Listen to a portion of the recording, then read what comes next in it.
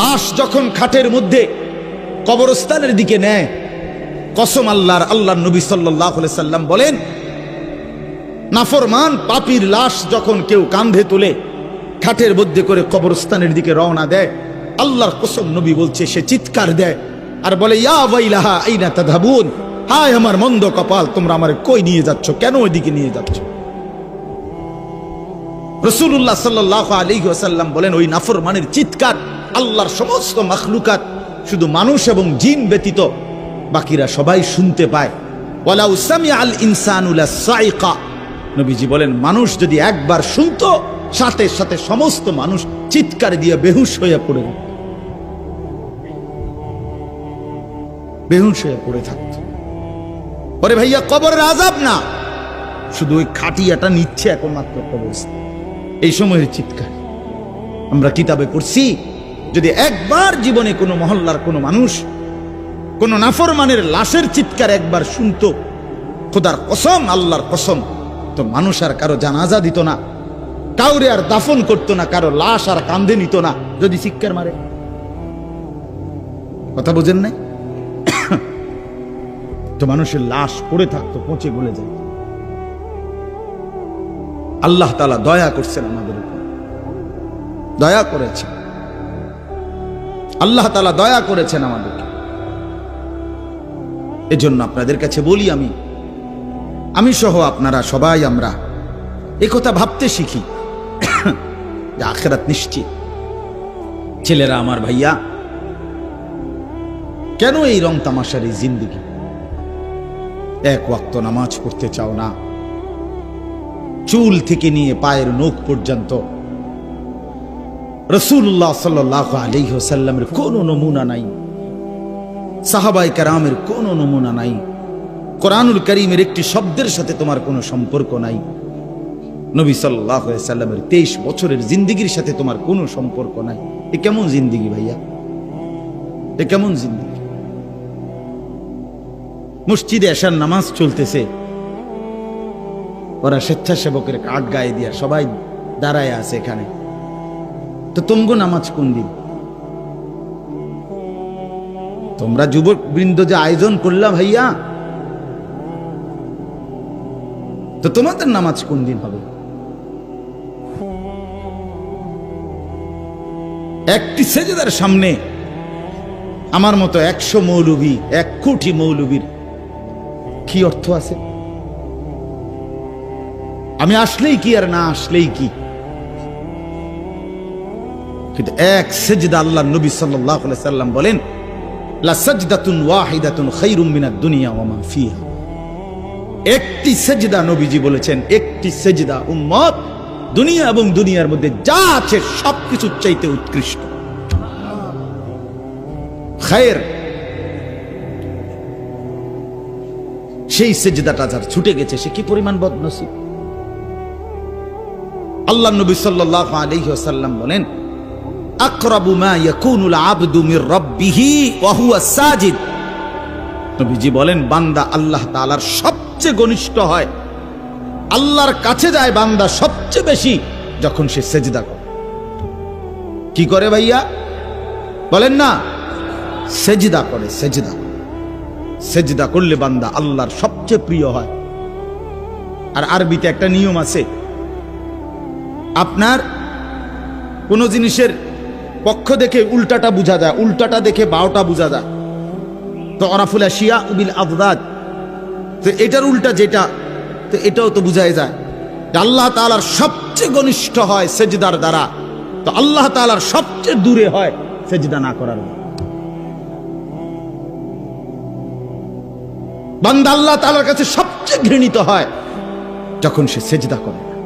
এই জন্য একটি সেজদা, একটি মাত্র সেজদা, যার দ্বারা 1 রাকাত হয় না। 1 রাকাত নামাজ হওয়ার জন্য 2টা সেজদা লাগে।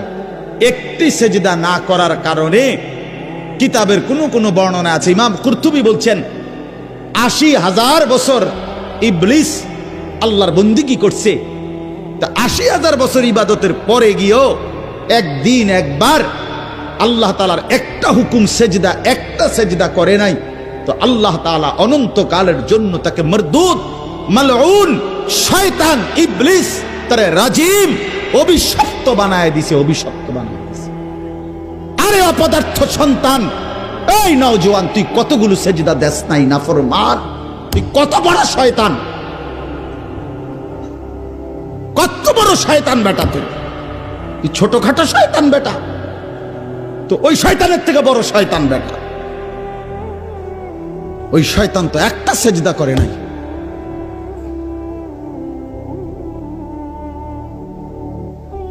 তুমি শয়তান কয়টা সেজদা করো না? কতদিন হয় ফজরের নামাজ পড়ো না? কতদিন হয় বলো? এখন ছেলেরা দাঁড়ায় দাঁড়ায় বলো ফজরের জামাত কয়টায়? কতদিন হয় মসজিদে ফজরের নামাজের জামাত পড়ছো? হ্যাঁ, রাসূলুল্লাহ সাল্লাল্লাহু আলাইহি ওয়াসাল্লামের স্পষ্ট হাদিস, ফজরের নামাজ মুমিনের নামাজ। ফজর যে পড়ে না, নবীজির স্পষ্ট সিদ্ধান্ত, সেটা মুনাফিক, পাক্কা মুনাফিক, যে ফজর পড়ে। রাসূল বলছে যে ফজর পড়েন এটা খবিস, খবিসান নফস, খবিস।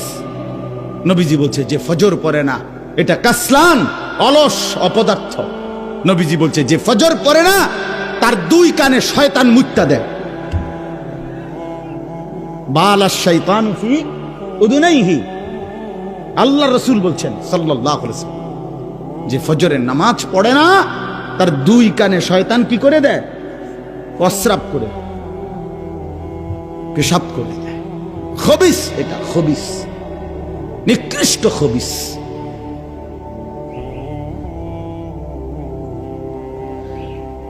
মান কাসুরা সালাতুহু হাসুনা ওয়াজহুহু, নবীজি বলে যে নামাজ বেশি পড়ে আল্লাহ তাআলা তার চেহারা সৌন্দর্যময় করে। যার নামাজ যত বাড়বে তার চেহারার নুরানিয়াত, সৌন্দর্য তত বাড়বে।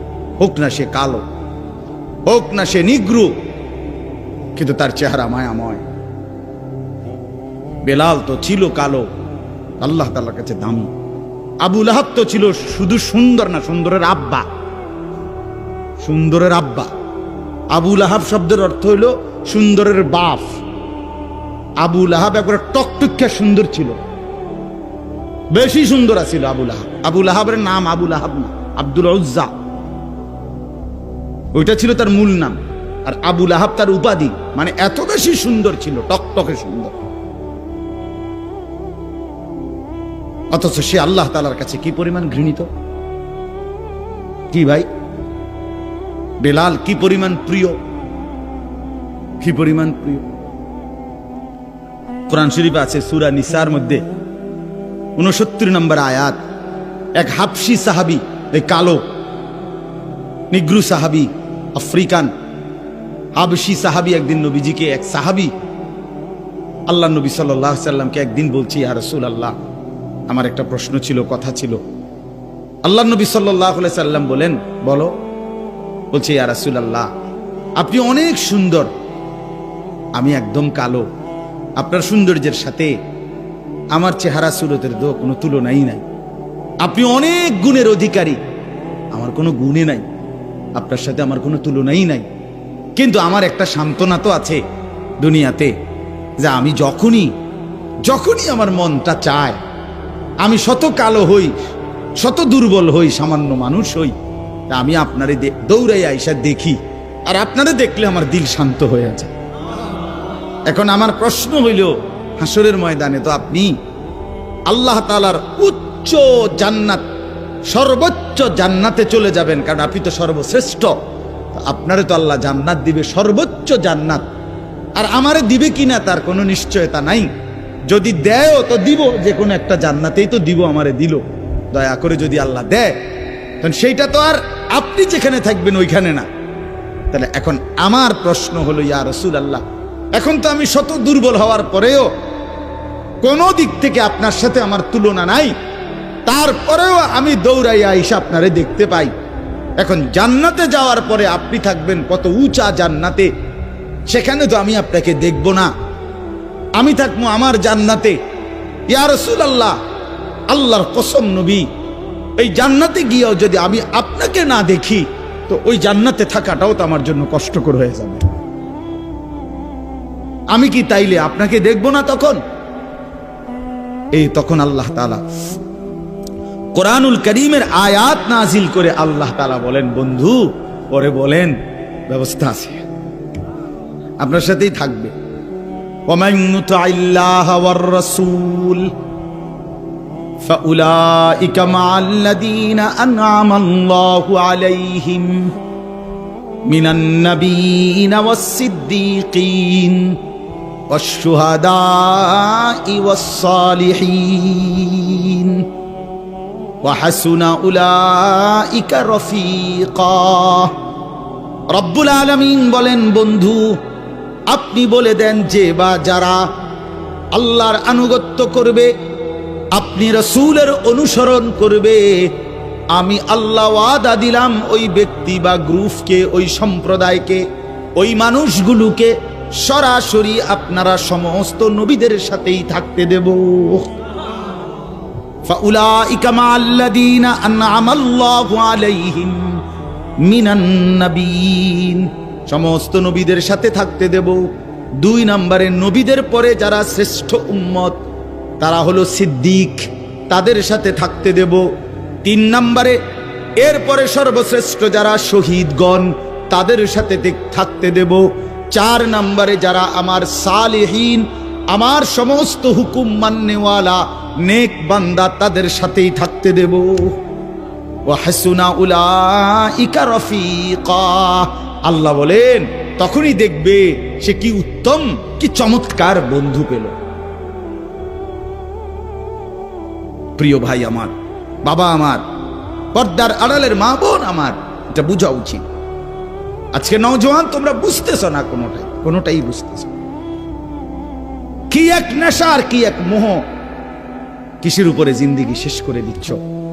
না মায়ের সাথে কোনো বাঁধন আছে, না বাবার সাথে কোনো বন্ধন আছে, না উলামায়ে কেরামের সাথে কোনো বাঁধন আছে, না ইমাম সাহেবের সাথে কোনো সম্পর্ক আছে, না আল্লাহর সাথে, না রাসূলের সাথে, না কোরআনের সাথে, না ইসলামের সাথে। কিরে ভাইয়া, মুসলমানের ঘরে জন্ম নিয়া এক মুসলমান পবিত্র মায়ের 2টা বছর দুধ খাইয়া মুসলমানের অঞ্চলে মহল্লায় থাইকা এভাবে আল্লাহরে ভুলে গেলা কেন?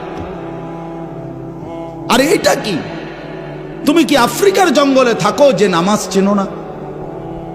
তুমি কি হিমালয় পর্বতের চূড়ায় বড় হইছিলা যে তুমি এক ওয়াক্ত নামাজ দেখো নাই? চারিদিকে এত মসজিদ, চারিদিকে এত মাদ্রাসা, চারিদিকে উলামায়ে কেরাম, এরপরও এক ওয়াক্ত নামাজও যারা পড়ো না। আরে জানোয়ার, তুই এত বড় জানোয়ার হইলি কেমনে? তুই এত বড় হাইওয়ান কেমনে হইলি? তুই কোন মার দুধ খাইলি? মুসলমানের বাচ্চা কেমনে এত বড় জানোয়ার হয়? মুসলমানের বাচ্চা এত বড় গাদ্দার কেমনে হয়? মুসলমানের ঘরে জন্ম নিয়ে এত বড় গাদ্দার হয় কেমনে মিয়া? এটা কি ধরনের বাচ্চা? ওই এভাবে আল্লাহরে ভুলে গেল কেন? ওই এভাবে আখিরাত ভুলে গেল কেন? আহা ভাইয়া আমার, আখিরাত তো অনেকগুলো ঘাটি। 1 নম্বরে হচ্ছে জান কবজ হওয়া, মৃত্যু, এরপরে কবর, এরপরে হাসরের মাঠ, এরপরে মিজান, এরপরে ফুলসিরাত, এরপরে জান্নাত জাহান্নাম, এবং এক একটা হাজার হাজার বছরের লম্বা ঘাটি।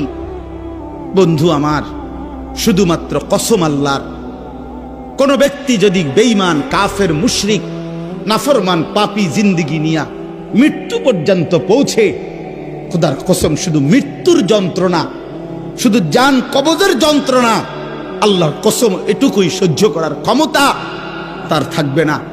এই জান কবজের যন্ত্রণার সামনে তার 60 বছরের দুনিয়া যা ভোগ করছিল, মজা করছিল, 1 সেকেন্ডে ভুলে যাবে। আল্লাহ তাআলা প্রত্যেকটি মানুষকে ফিতরাত অর্থাৎ দিন মানার স্বভাবজাত যোগ্যতা দিয়েই আল্লাহ তাআলা তৈরি করেছেন, সৃষ্টি করেছেন। আমরা রুকু করতে পারবো বলেই, সেজদা করতে পারবো বলেই শরীরটাকে এইভাবে সাজিয়েছে। গরু একদম সোজা হইতে পারে না, গাছ আবার উপর হইতে পারে না। আল্লাহ তাআলার এক এক সৃষ্টি এক এক অবস্থায় থাকে। তা আমরা দাঁড়াইতেও পারি, উপর হইতে পারি, বসতে পারি, শুইতে পারি।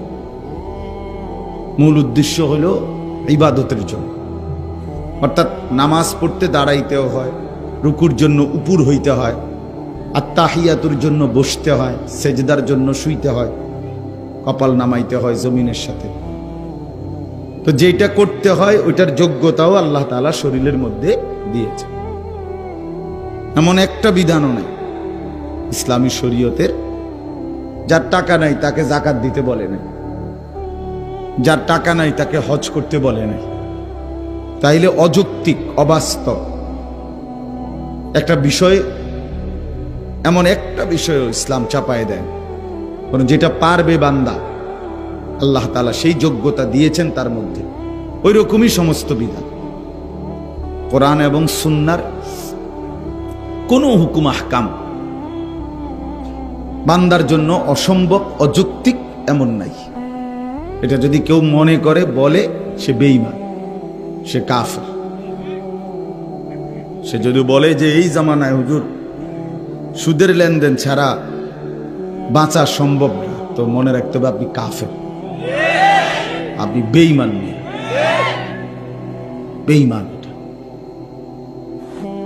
এখনকার জামানার পোলাফাইন এরম হইছে, এখনকার জামানার হেই হইছে, মানে গুনাহের সমস্ত কিছুকে